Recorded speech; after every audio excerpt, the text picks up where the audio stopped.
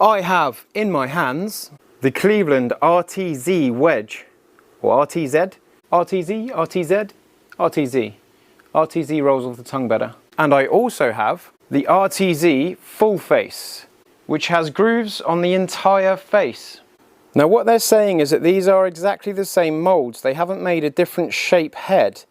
And the only difference is that they've made the grooves go the entire length of the club in the Full Face, and then they don't do that in the standard RTZ.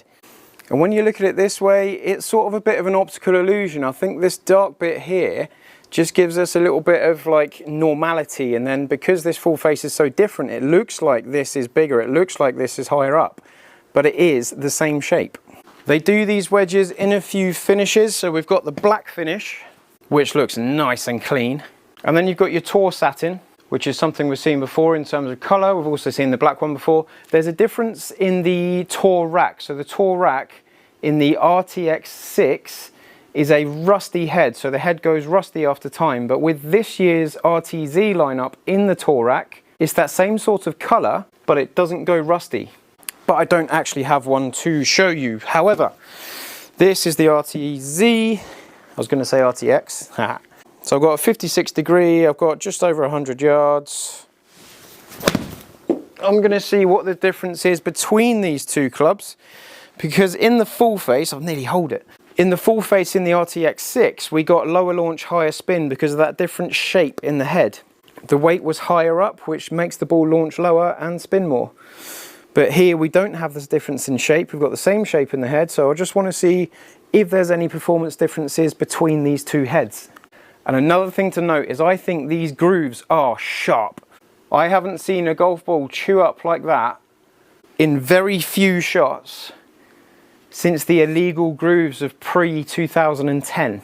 So there's a benefit in extra spin and extra grab on the face, which will give us loads more control into the green, but they might wear your golf balls out that little bit quicker, which in my opinion is actually a very good thing. I hit that a little bit off the toe, so it's gone a little few yards shorter, but it still had 11,400 spin from a strike down here. Now lower in the face does tend to spin more, to be fair, but off the toe that much, that's quite impressive. Oh, that was absolutely awfully struck. But I'm putting for birdie, it's gone a few yards too far, still 9,000 spin, just over. Let's actually put a good swing on it, shall we? Nice. I want to see if that peak height changes. I want to see if the ball flies lower on the Full Face, because I quite like that effect. You've got the Callaway Opus Platinum that does that. It has the extra weight at the top of the head, which flights the ball lower, spins the ball more in general. Now the shafts in these wedges are the same stock shafts as the RTX 6. We've still got the Dynamic Gold Tour Issue spinner, so they haven't felt the need to change that at all. Although there is a decent offering in custom fit. Getting up there, land and spin. Oh, that's always nice to see. I can just like hear it and feel it grabbing that face, and I'm getting golf ball left in the grooves. And again, I haven't seen that for many years now. Let's have a go with the Full Face. So that's the 56 in a full bounce, 12 degrees.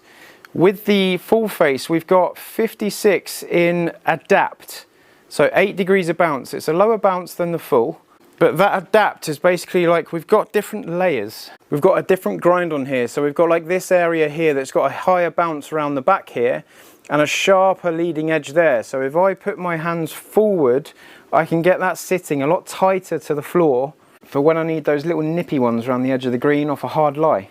I'm going to take one shot out of that grouping because I hit it thin and it launched like 5 degrees lower. And then we go Full Face. Definitely looks different at address. Feels different through the ball as well. That did strike a little bit higher up in the blade, but this club's only ever hit one shot and it's taken the golf ball with it, if you can just see that in the middle. A few grooves high. These are going to be very fun indeed. Chewing those golf balls up on the golf course. giving us loads of spin. Apart from that strike, because I hit that heavy. We hit it heavy and it's still gone in. Oh, I've always liked the full face, to be fair. Let's see if I can get a strike a little bit lower in the blade. Still getting 9,600 spin with those high strikes. Oh, that'll do it. That'll do it. And spin. Rah. Oh, so nice to watch. Literally arrows. 10,100. I think there's a difference in spin here. Could be coming from the bounce on the club. I'm hitting this slightly heavier.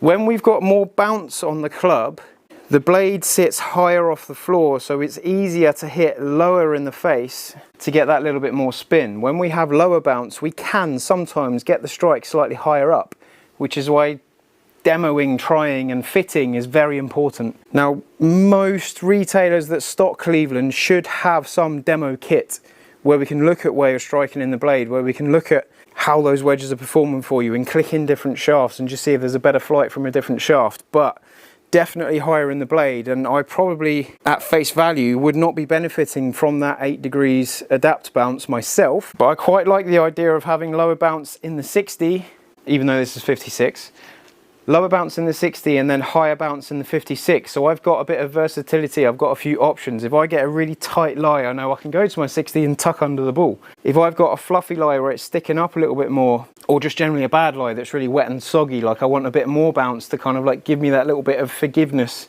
through the turf. So what I'll probably do is I'm going to get fitted for these wedges anyway. I can't argue with what's happening off the face. I'm still getting a lot of spin with bad striking higher up in the blade. But I will get fitted for these properly, and I'm going to go full set of these. I'm going to go for 4 wedges. Before hitting this high in the face, I was thinking full face 48, 52, 56 and 60 all the way through. But we'll see how it goes. I might have to adjust my technique a little bit just to sort of manage that strike. I might be able to just choose a different club that means I can just do my natural technique without having to manipulate it. I've got that slightly lower in the blade and I've gone up 1,500 revs. Strike is very important indeed, and choosing different bounces can influence where you strike the face. There's a comparable strike on that one. That was lower in the blade.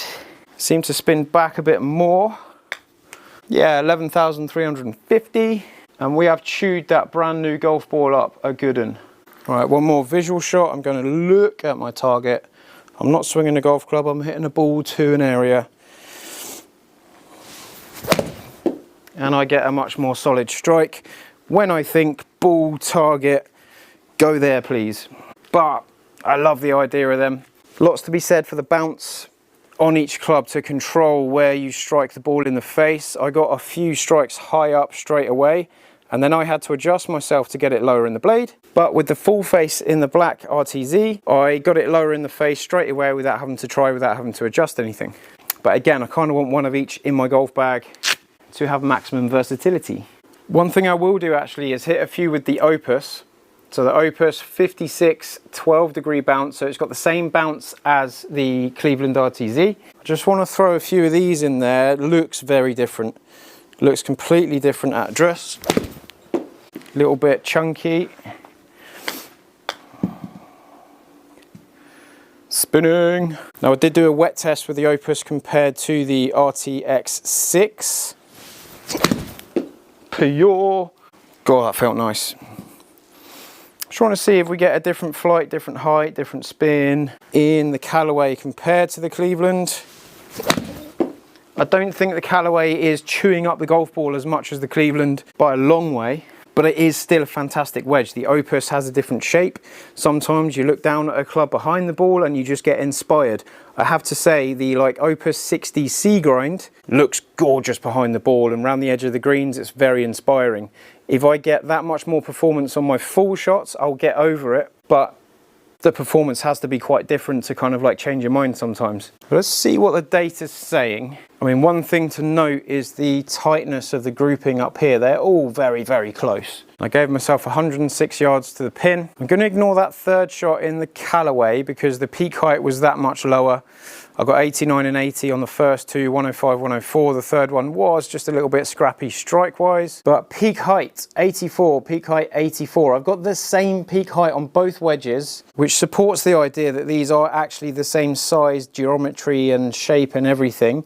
Just looks very visually different without that plain bit on the edge. Now when you hit balls in the rough and the ball creeps up here, this is why the full face is there. So when you're in the rough, the ball's propped up, we go over here, we strike one up here, we still get grooves on that bit of the face. Angle of descent is 51.4 against 51.2. Again, the ball's coming in at the same sort of like, in the same sort of fashion basically. So it could literally be a choice in, do you want full grooves across the face? Or do you prefer the traditional look of not having that? But going into the Callaway, we've got the same sort of angle of descent. It's only slightly different. We've got we've got the same peak height, not including that third shot. Carry just slightly different. Obviously I've hit less shots, but there or thereabouts. Now dispersion rings at the top, there's nothing of concern there, they are all tight. Ball speed pretty much similar across the board, slightly faster in the RTZ Full Face.